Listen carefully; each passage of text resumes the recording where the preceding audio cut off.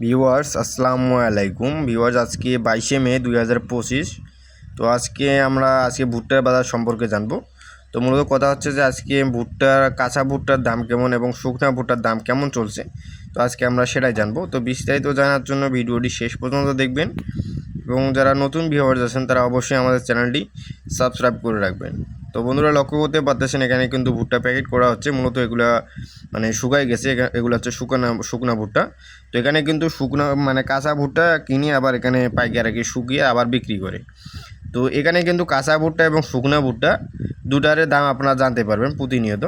তো এই যে এখানে যে শুকনা ভুট্টাটা বিক্রি করা হচ্ছে এটা আজকের মাঠ উঠে গেছে। তো এই ভুট্টাটা কিছুক্ষণের মধ্যে গাড়ি লোড হবে। তো এই যে ভুট্টাগুলো এগুলো প্রতি ভুট্টার মন প্রতি বিক্রি হচ্ছে 1100 থেকে 1120 টাকা পর্যন্ত। ভুট্টার দাম গত কয়েকদিনের থেকে ভুট্টার দাম একটু কমে গেছে, তার কারণ হচ্ছে আবহাওয়া খারাপ, পাশাপাশি ভুট্টাটা কমে যাচ্ছে বেশি এবং ভুট্টার সাইজটা একটু কম। কিন্তু রোদটা যদি ভালো থাকে, প্রতিদিন যদি রোদ হয় তাহলে কিন্তু ভুট্টার দাম বাড়বে এবং পাশাপাশি বর্তমান ভুট্টা যেহেতু ভুট্টাগুলো কিন্তু পুরাট হয়ে যাচ্ছে এবং দানাগুলো পরিপূর্ণ হচ্ছে। এতে করে হবে কি আপনার ভুট্টাটা কমে যাচ্ছে কম এবং ভুট্টাটা ওজনটা ভালো হচ্ছে। এতে করে কিন্তু ভুট্টার দামটা ভালো হচ্ছে। পাশাপাশি হচ্ছে কি আপনার শুকনা ভুট্টাটা গত কয়েকদিনের থেকে যেই দামটা ছিল ওইটা এসে একটু হলেও কমছে আর কি।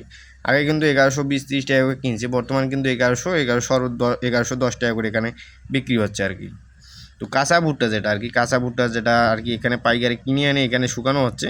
তো এই কাঁচা ভুট্টাটার দাম কিন্তু সেই আগের মতোই আছে, দু একটা কমছে আর কি, 10-20 টাকা করে কমছে মন প্রতি। কারণ হচ্ছে যে গত কয়েকদিন ধরে যে আবহাওয়াটা যে খারাপ, আবহাওয়াজনিত কারণে আর কি ভুট্টার দামটা অনেকটা কমে গেছে আর কি, ভুট্টার চাহিদাটা কমে গেছে। তার কারণ হচ্ছে এই যে আবহাওয়ার কারণে ভুট্টা যে শুকাবেন ভুট্টা শুকানোর পরিস্থিতিটা নাই।